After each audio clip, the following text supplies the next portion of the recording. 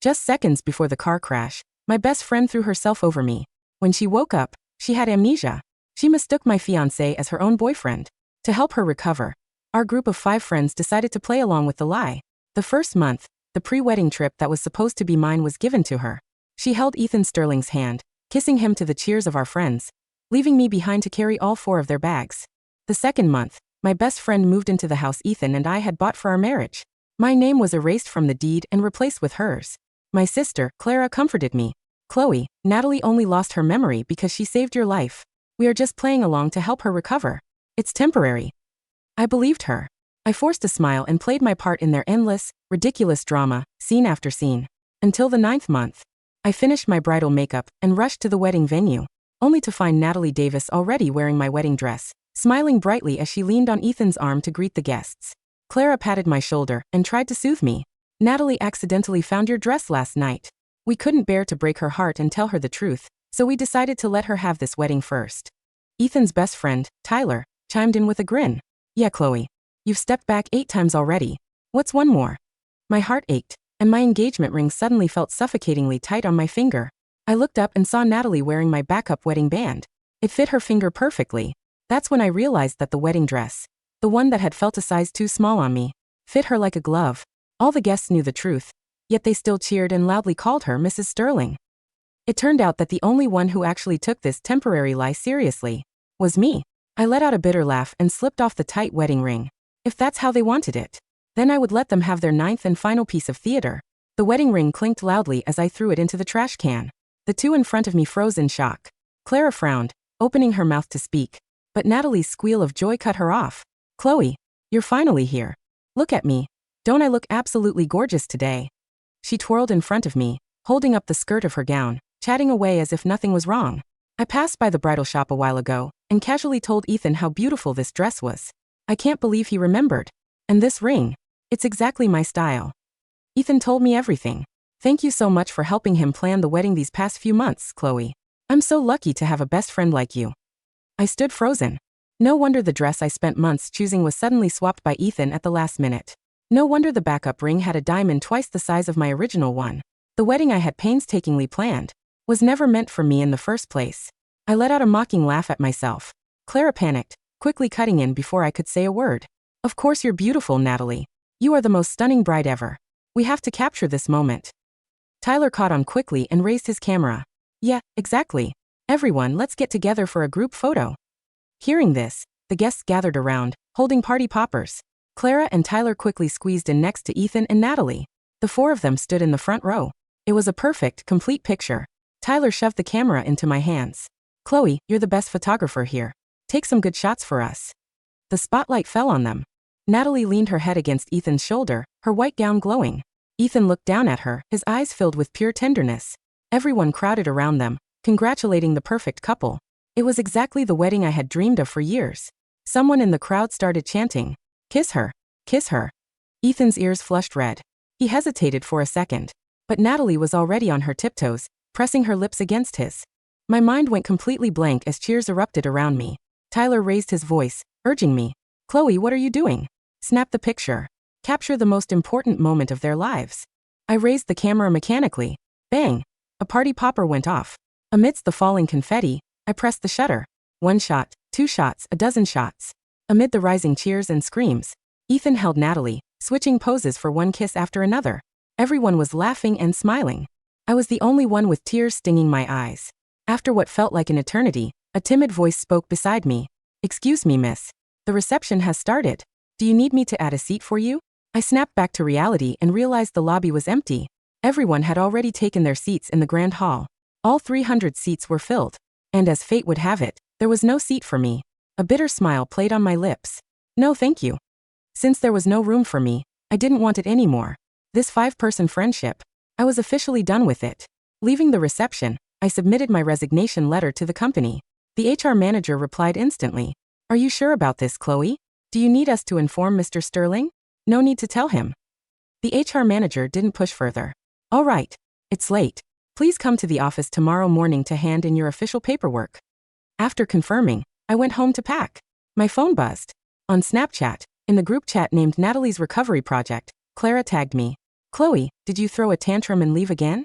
Natalie was so looking forward to this wedding with Ethan. We couldn't bear to let her down, so we planned a mock wedding for her. We were worried you'd be upset, so we didn't tell you the truth. Tyler chimed in with his usual mocking tone. Yeah, Chloe. Natalie lost her memory saving your life. Don't be so petty all the time. Ethan sent only a few short words. Be good. I'll throw you an even bigger wedding next time. Promises like this. I had heard them 1,000 times. On the day of the pre-wedding trip, Ethan said he would take me somewhere farther next time. On the day I gave up the house, Ethan said he would buy me a more expensive one next time. I waited and waited, only to receive broken promises time and time again. This time, I was done waiting. With a swipe of my finger, I left the group chat. Then I turned back to my packing. Under my pillow, I found a journal. It was the love diary Ethan had written for me. The day Natalie moved into our house, worried she would feel uncomfortable, the three of them threw away our couple photos and our customized couple ornaments. They erased every single trace of my history with Ethan. Only this journal had been secretly hidden by me. It had been my only comfort through countless sleepless nights, helping me survive the pain. But from now on, I didn't need it anymore. I tossed the journal into the trash.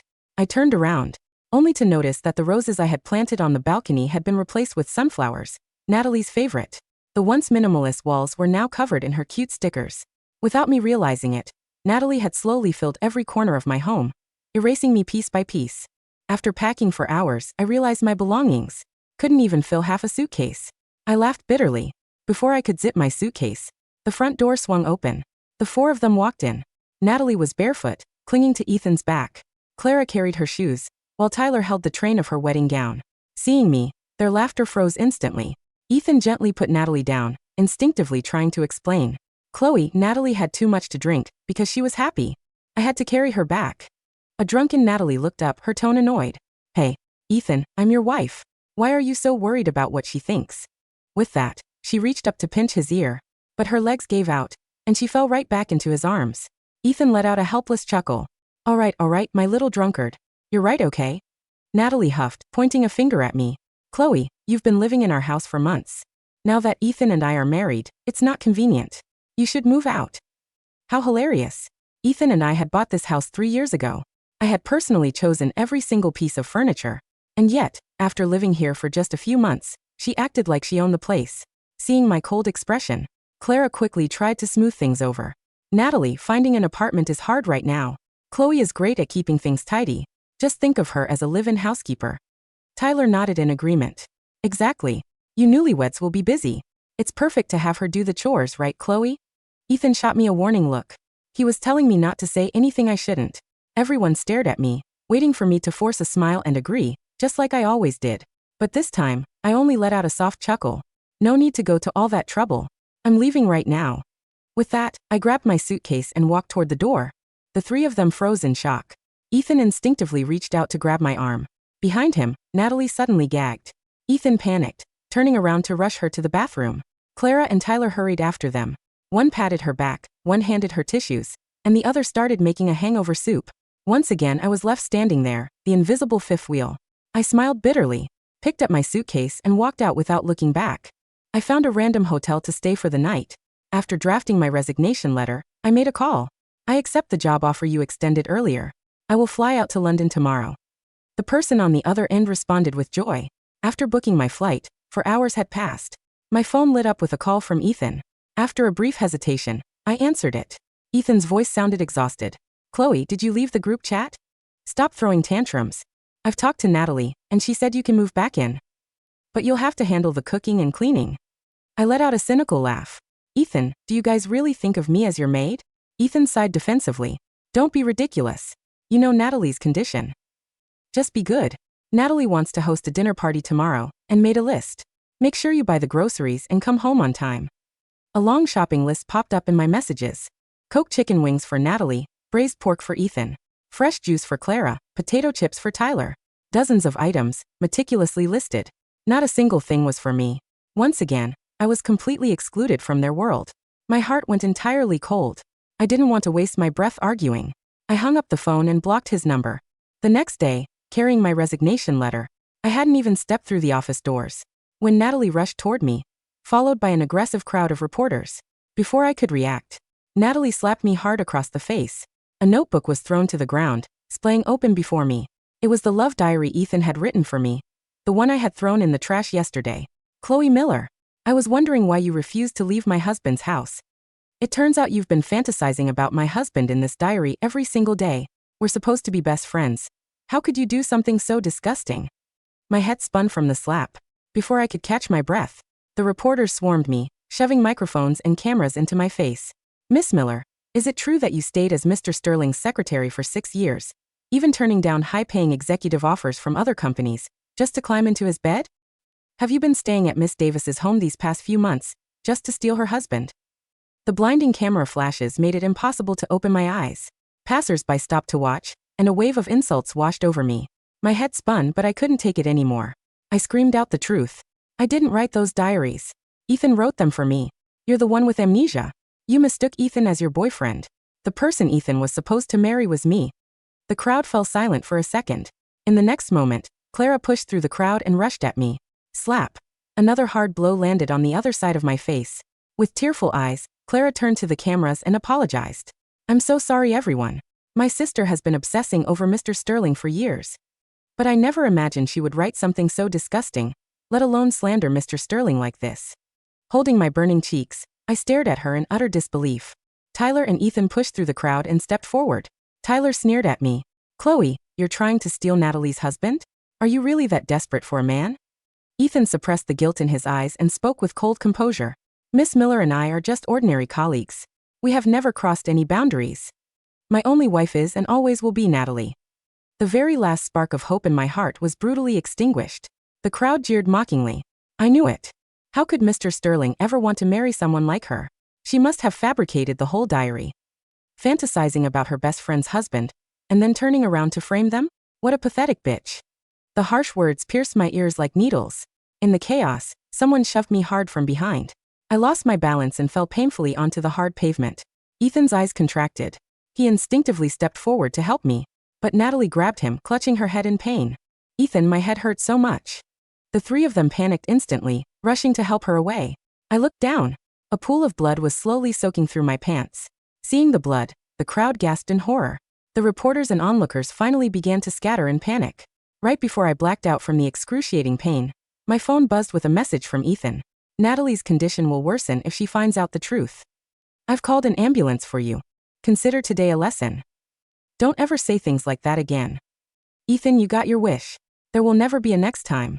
When I opened my eyes again, the doctor handed me a medical report, his eyes filled with pity. I'm sorry, Miss Miller. We couldn't save the baby. My mind went completely blank. I stared numbly at the miscarriage report. It turned out I had been pregnant for 2 months. I had lost my child before I even knew she existed. A sharp, agonizing pain ripped through my chest. My phone buzzed. Natalie had sent me a photo of her own pregnancy test. My entire body went rigid. Her messages kept coming. Chloe, let's be honest. My amnesia actually cured 6 months ago. But I fell in love with Ethan, so I decided to keep pretending to play along. I saw your medical checkup report. I knew you were pregnant. Today was entirely intentional. I am the only one allowed to give Ethan a child. Look around you. Everyone is celebrating my baby's arrival. In our world of 5, you are nothing but trash. She forwarded a screenshot of a group chat. The group name was The Core 4. I wasn't in it. I scrolled through the messages one by one. The 4 of them were chatting excitedly. In just 3 hours, they had sent thousands of messages. They talked about who would be the godparents and how to decorate the nursery. They discussed baby names and wondered if the child would look more like Ethan or Natalie. My heart froze over completely. I took the miscarriage report and signed it. Then, I handed it to the doctor along with my resignation letter. Doctor, please deliver these to Ethan Sterling for me. Since I was nothing but trash in their world of 5, then for the rest of my life, I wouldn't leave any room for them either. On the other side of town, Natalie was gently rubbing her belly, surrounded by the adoration of Clara and Tyler. Watching this scene, Ethan felt a nagging headache. That night he had drunk too much. In his drunken stupor, he had mistaken Natalie for Chloe. He didn't expect her to get pregnant from just that one night. Ethan sighed heavily, trying to reassure himself. It was fine. Chloe would understand. He would make it up to her later, just like he had done countless times before. Yet, for some reason, an indescribable sense of dread washed over him. Making an excuse to get some fresh air, Ethan stepped out of the ward and dialed Chloe's number. The call wouldn't go through. He had been blocked. He tried sending a message on Snapchat. Blocked there too. The dread in his chest intensified. A moment later, A doctor rushed over with a grave expression. Mr. Sterling, we have reviewed the medical files. Miss Davis's amnesia was fully cured 6 months ago. Ethan instinctively denied it. That's impossible. The doctor gave him a complex look. Also, Miss Miller had some documents for me to deliver to you. Ethan frowned as he took the papers. When he saw the resignation letter, his heart skipped a beat. Instinctively, he flipped to the next page. The document underneath made him freeze as if doused in ice water. The paper in Ethan Sterling's hands did not feel like parchment. It felt like dry ice, burning cold against his palms until his fingertips went numb. Patient, Chloe Miller. Gestation, 8 weeks 3 days. Diagnosis: complete spontaneous abortion secondary to acute pelvic blunt force trauma. Procedure: emergency evacuation and uterine repair. Status: discharged against medical advice. Ethan stared at the black ink. The hospital corridor around him seemed to lose all sound. The faint smell of iodine, the squeak of a nurse's rubber soles on linoleum, the distant hum of the elevator, all of it faded into a deafening, high-pitched ringing in his ears. 8 weeks. 2 months ago, on the night they had finalized the blueprint for the South Bay Harbor project, Chloe had stayed late at his apartment. She had fallen asleep on his chest while the rain hit the balcony glass. He remembered kissing her forehead, whispering that once the corporate audit was over, they would finally go to the coast, just the two of them. And that morning outside his office building, when the mob of reporters shoved her to the concrete, when he had watched the dark crimson stain spread across the fabric of her trousers, he had turned around. He had turned around because Natalie had whimpered that her head hurt. "Mr. Sterling?" the attending physician asked, his voice sharp with professional disdain. Miss Miller refused a blood transfusion. She signed the waiver, paid the emergency surgical balance in cash from her personal account, and walked out. 30 minutes ago. She left those documents for you. Ethan's throat seized. Walked out? She just had surgery. Where did she go? She didn't disclose her destination to hospital staff, the doctor said coldly. And given the circumstances of her admission, I wouldn't expect her to. Ethan spun around, the papers crumpled in his fist, and kicked open the door to room 304. Inside, the room smelled of fresh-cut lilies. Clara was laughing, holding up a plush baby rattle, while Tyler sat on the windowsill peeling an orange. Natalie reclined in the motorized hospital bed, a cashmere blanket draped over her knees glowing under the afternoon sunlight. Ethan. Natalie beamed, touching her flat stomach with manicured nails. Look. What Clara bought for the nursery. A little silver music box. We were just saying. Ethan threw the miscarriage report directly onto her lap. The heavy, multi-page medical chart hit Natalie's thighs with a dry slap. The laughter in the room stopped dead. Tyler frowned, brushing orange peel from his jeans. Whoa, Ethan, what's your problem? She's resting. Keep the temper down. Read it, Ethan whispered. Clara leaned over the bed, glancing at the header. When her eyes caught the words complete spontaneous abortion and Chloe Miller, the color drained from her cheeks in a single, sickening wave. What is this? Clara stammered. Chloe was. She was pregnant, Ethan said. His voice was terrifyingly low, shaking like a wire pulled to its snapping point. My child. She was carrying my child. Natalie didn't flinch. For a fraction of a second, her gaze flicked to the paper, but there was no shock in her eyes, only a cold, calculating annoyance that the spotlight was shifting away from her. Ethan, honey, Natalie said, her voice softening into that sweet, fragile cadence she had used for 9 months. Don't be so dramatic. Chloe probably fabricated that. You know how she's been acting lately. She's desperate for attention because we got married. She's trying to guilt trip you. Fabricated? Ethan took a step forward, his shadow falling over the bed. The hospital's chief of surgery signed it. It happened 2 hours ago. On the pavement outside my company. While you were holding my arm. Well, whose fault is that? Natalie snapped, the sweet facade cracking open to reveal the venom underneath. She came to the office to make a scene. She threw your diary in front of the press. She brought the reporters on herself. She didn't bring the reporters, Ethan said. He pulled his phone from his pocket. His hands were shaking so hard he almost dropped it. The security team pulled the press credentials from the front desk. Ethan continued, his eyes locked onto Natalie's face. The media tip didn't come from an anonymous source. It came from an IP address registered to your private laptop, sent at 6 a.m. this morning, with an attached photo of the diary. Clara gasped, looking at Natalie in horror. Natalie, you called the reporters? So what if I did? Natalie yelled, throwing the cashmere blanket aside. She wouldn't leave. She was lingering around our house like a ghost, looking at you. Like you belonged to her. I did what I had to do to protect my marriage. Your marriage. Ethan let out a ragged, broken laugh that sounded like choking. On glass. You lied about the amnesia, Natalie. The doctor pulled your neurological logs. Your scan was completely clear 6 months ago. Natalie went entirely still. Tyler stood up from the windowsill, his mouth slightly open, looking between Ethan and Natalie. Wait. Nat. You remembered? For 6 months. Of course I remembered. Natalie screamed, all pretense of innocence discarded. She sat up straight, her eyes blazing with raw, unadulterated entitlement. I remembered that Ethan had a multi-million-dollar software firm. I remembered that he was handsome, rich, and guilty because he thought I saved Chloe's life. Why should Chloe get everything? She's plain, she's quiet, she has no social life. She didn't deserve him. Natalie pointed a shaking finger at Clara. And don't you look at me like that, Clara. You knew. You knew the whole time. You took the designer bags I bought you with Ethan's credit cards. You loved having a sister who was a miserable little secretary while you were the best friend of Mrs. Sterling. Clara backed away toward the door, her hands trembling, looking at the floor as if the tiles were opening up beneath her feet. You killed my baby, Ethan said. The 4 words dropped into the room like lead weights. Natalie scoffed, crossing her arms. It was an accident. The crowd pushed her. Besides, it's better this way. Now we can start fresh with our baby. My baby is the only heir that matters. Ethan looked down at her. For 9 months, he had convinced himself that he was being noble. He had convinced himself that humoring Natalie was a debt of honor. That letting her wear the dress, take the house, and play the bride was an act of saintly patience. Now looking at the woman in the bed, he didn't see an injured friend. He saw a parasitic monster that he had personally invited into his life to devour the only woman who had ever truly loved him. You're not pregnant, Natalie, Ethan said quietly. Natalie froze. What? She breathed. The doctor ran your blood panel when you were admitted for your headache. Ethan said, his voice completely flat, drained of all life. Your HCG levels are baseline 0. You bought a positive pregnancy test online. Just like you bought the wedding dress. Natalie's face turned the color of ash. Ethan, wait, let me explain. Ethan turned his back on her. He didn't scream. He didn't hit anything.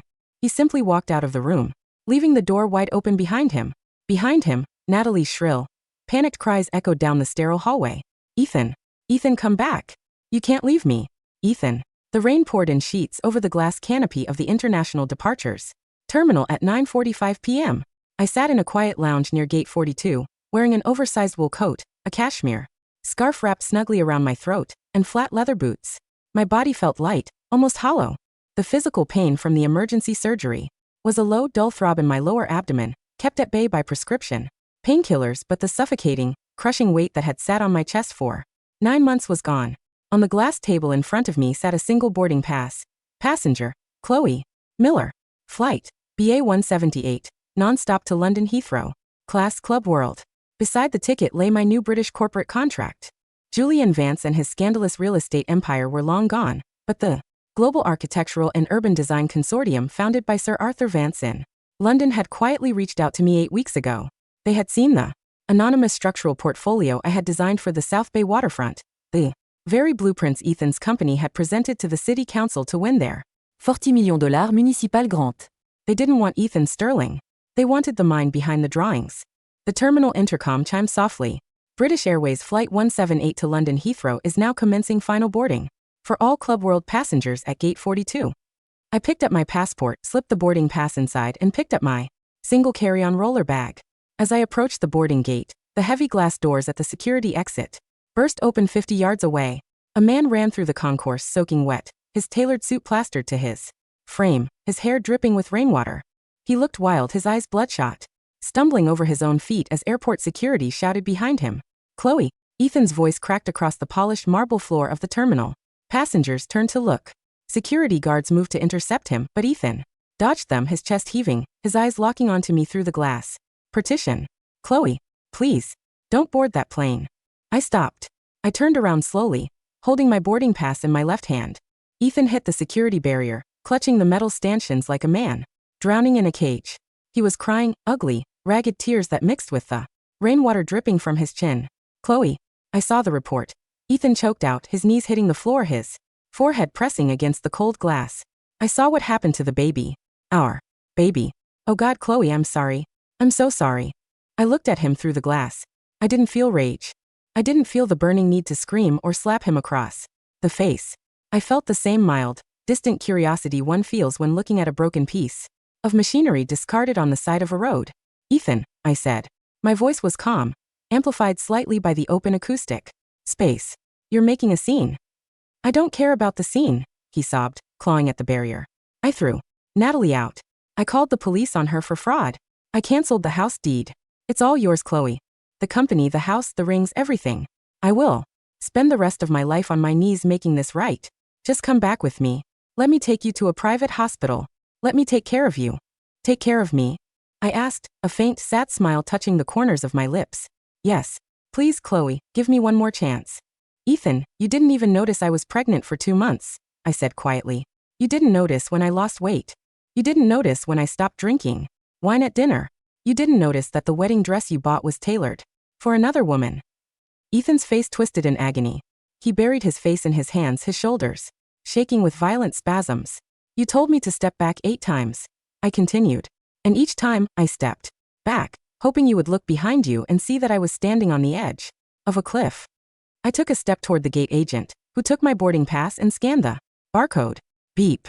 The little green light flashed on the turnstile. I turned back to Ethan one final time. Today, Ethan, I didn't step back, I said. I jumped. And I found out I could fly. Chloe. No. Chloe. The gate door clicked open. I walked down the jet bridge into the warm, pressurized cabin of the Boeing 777. I didn't turn around. I didn't look through the cabin window as the aircraft pushed back from the gate, rolled onto the dark runway, and lifted smoothly into the night sky, leaving the city, the lies and the wreckage of 5 broken people 8,000 miles behind me. The collapse of Ethan Sterling's world was not swift. It was a slow, grinding, mechanical dismantling that took 6 months to complete. The morning after my departure, Ethan arrived at his corporate headquarters to find the Municipal Contracting Committee and 4 federal auditors waiting in his executive boardroom. Without my signature as the licensed principal architect and lead systems designer, the $40 million South Bay Harbor contract was rendered legally void under municipal procurement codes. Worse, the proprietary structural software Ethan had used to pitch the city was registered under a single-owner patent, held entirely in my name through an intellectual property trust one had established before we met. The city revoked the contract before noon. By 2 p.m., the bank called in the $25 million mezzanine construction loan, citing the loss of the municipal anchor and material misrepresentation by corporate officers. Ethan spent the next 3 months in a living nightmare of depositions, asset freezes, and forensic audits. He was forced to sell the company's downtown office building at a 60% loss. The luxury house in the hills, the one Natalie had decorated with her sunflower stickers, was seized by the primary lender and put on the public auction block. Ethan was forced to move into a cramped, 1-bedroom rental on the industrial edge of the city, sleeping on a mattress on the floor surrounded by boxes of legal filings. Natalie Davis did not fare better. When Ethan cut off her access to his credit lines, the debts she had accumulated during her 9-month shopping spree came crashing down. Creditors sued her for over $300,000 in unpaid luxury accounts. When she attempted to sue Ethan for palimony and breach of a marital contract, Ethan's defense attorneys introduced the hospital blood panel and her private text messages to me into public court record. The judge not only dismissed Natalie's claims with prejudice, but referred the case to the district attorney's office for criminal investigation into wire fraud, extortion, and reckless endangerment resulting in bodily injury. Her social circle vanished overnight. The influencer lifestyle she had curated turned into a wasteland of mocking comments and public disgrace.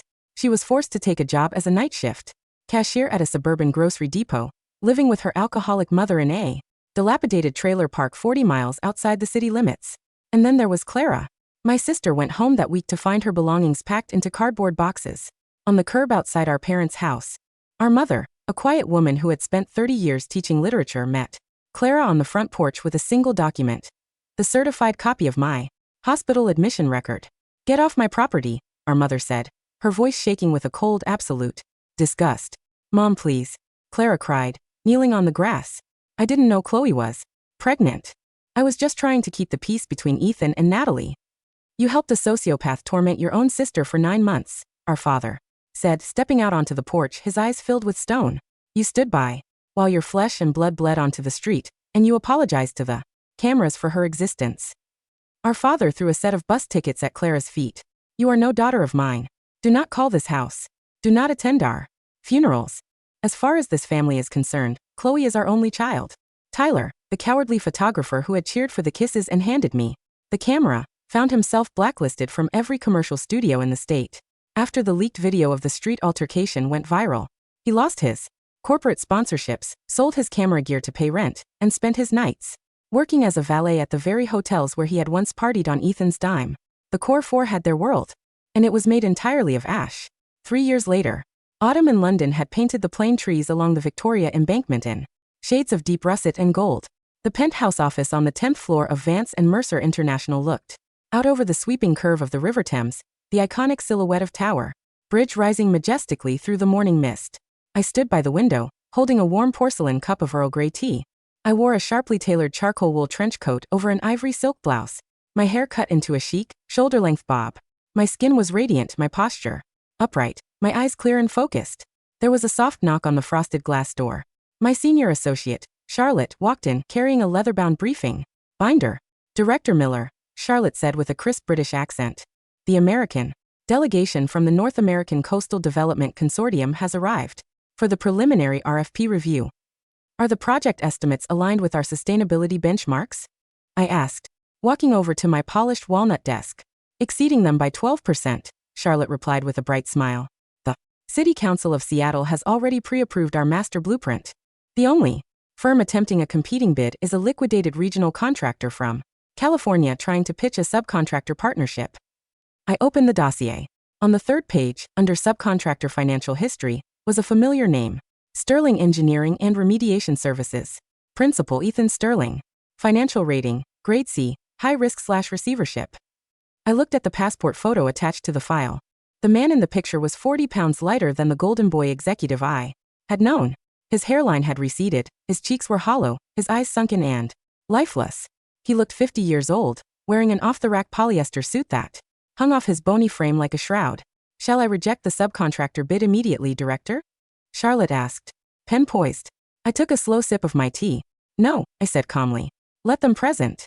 Schedule their 5-minute slot for 4 p.m. At 3:55 p.m., Ethan Sterling sat in the glass and steel waiting lobby of Vance and Mercer's European headquarters, clutching a scuffed full leather portfolio in his sweating hands. This 5-minute presentation was the last thread holding his small remediation company above bankruptcy. If he didn't secure this subcontracting logistics grant, his firm would be dissolved by the court on Friday. He had spent 72 hours on a budget red-eye flight, sleeping in the airport terminal to save money on a hotel room, subsisting on black coffee and cheap sandwiches. The receptionist looked up with a polished, professional smile. "Mr. Sterling? Director Miller will see you in the main executive boardroom." Ethan stood up quickly, smoothing the wrinkles from his jacket, wiping his palms on his trousers. "Thank you. Thank you so much." He walked through the double doors into the vast boardroom. The room was bathed in golden afternoon light reflecting off the river. At the far end of the 30-foot marble conference table, a woman sat reviewing a set of large-scale architectural blueprints on an interactive digital display. Ethan cleared his throat, nervous and desperate. "Good afternoon, Director. I want to thank you for this opportunity to present Sterling Engineering's remediation protocols for the coastal." The woman turned her chair around. The words died in Ethan's throat. The leather portfolio slipped from his fingers, hitting the plush carpet with a muffled thud. Architectural drawings and financial statements scattered across the floor like dry autumn leaves. "Chloe," Ethan gasped. The sound barely carried across the room. He took a stumbling step forward, his eyes wide with a mixture of utter disbelief, awe and gut-wrenching terror. I looked at him across the table. I didn't stand up. I didn't smile. I didn't frown. "Good afternoon, Mr. Sterling," I said, my voice steady, professional, and completely devoid of inflection. "You have 4 minutes remaining for your executive summary." Ethan's knees gave out. He didn't just stumble. He fell to his knees on the carpet, his hands reaching toward the marble table as if he were begging before an altar. "Chloe, oh God, Chloe." He wept, tears streaming down his gaunt, weathered face soaking his cheap collar. "It's really you. You're alive. You're incredible." "Mr. Sterling," I said, tapping the surface of my tablet. "If you are unable to present your technical data, I will have security escort you from the premises." "Chloe, please," Ethan cried, crawling forward on his knees, not caring about the scattered papers beneath his hands. "Don't treat me like a stranger. I've looked for you for 3 years. I went to London twice, I hired investigators, I tried everything. Please just let me talk to you for 5 minutes as Ethan, not as a contractor." I leaned back in my ergonomic leather chair, resting my hands lightly on the armrests. There is no Ethan here, Mr. Sterling, I said quietly. There is only a failing subcontractor pitching a multinational director.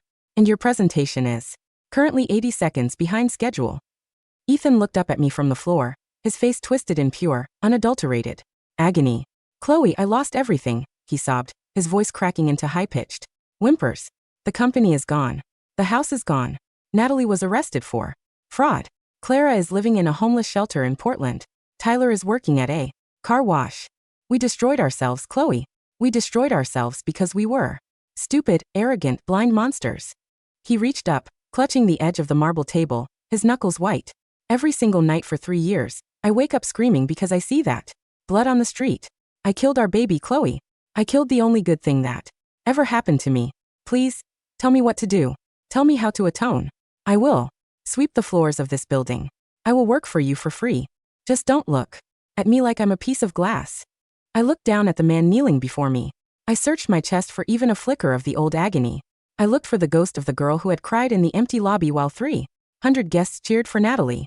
I looked for the ghost of the woman who had clutched her bleeding stomach on the cold pavement while Ethan walked away.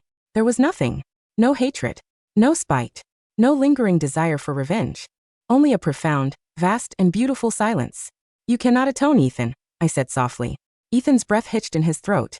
Why? Why can't I? Because atonement requires a debt to be paid to someone who still cares about the currency, I said. I stood up, buttoning my coat with calm, deliberate grace. To me, Ethan, you are not a villain. You are not a monster. You are simply a mistake I corrected 3 years ago. I picked up my leather portfolio, turned off the digital blueprint display, and walked toward the exit doors. Chloe, Ethan cried out, lunging across the floor, his hand reaching for the hem of my coat. He missed. His fingers scraped against the empty air, closing on nothing. I paused at the doorway and looked back over my shoulder. Your company's technical specifications are outdated by 6 years, Mr. Sterling, I said. The bid is rejected. My assistant will validate your parking. Downstairs. I opened the door and stepped out into the bright, glass-walled corridor. Behind me in the vast, empty boardroom overlooking the Thames, Ethan Sterling lay curled on the carpet, weeping into the scattered pages of his ruined life, entirely and irrevocably alone. At 6:30 p.m., I walked out of the office building onto the cobblestone terrace, beside the river. The evening air was crisp and clean, carrying the scent of salt water and roasting chestnuts from a nearby street vendor. Across the water, the city lights were blinking to life, thousands of golden stars reflecting across the dark, moving surface of the Thames. A man was waiting by the stone balustrade, wearing a dark navy overcoat, holding 2 warm paper cups of hot spice cider. He turned around as I approached, his hazel eyes crinkling with a warm, gentle smile. How was the afternoon review, Director Miller? Marcus Vance asked, handing me a cup. I took the cup, letting the warmth soak into my fingers, and leaned against the stone railing beside him. Productive, I said, looking out at the glittering lights of the bridge. The final contracts for the harbor are signed. The project breaks ground in the spring. Marcus looked at me, studying my profile in the soft amber glow of the street lamps. And the past, he asked quietly. Did it leave any dust? I took a sip of the spice cider, feeling the sweet, fragrant warmth settle in my chest. I thought of the tight engagement ring I had thrown into the trash can 3 years ago. I thought of the wedding dress that was too small, the house where my name was erased, the 5-person world that was built on a lie. I looked down at my bare hands. My skin was smooth. My fingers were unburdened. I turned to Marcus, smiled, and leaned my head gently against his shoulder as the cool river breeze lifted the strands of my hair. No, Marcus, I said, my voice carrying cleanly over the water. The dust settled a long time ago. The air is completely clear.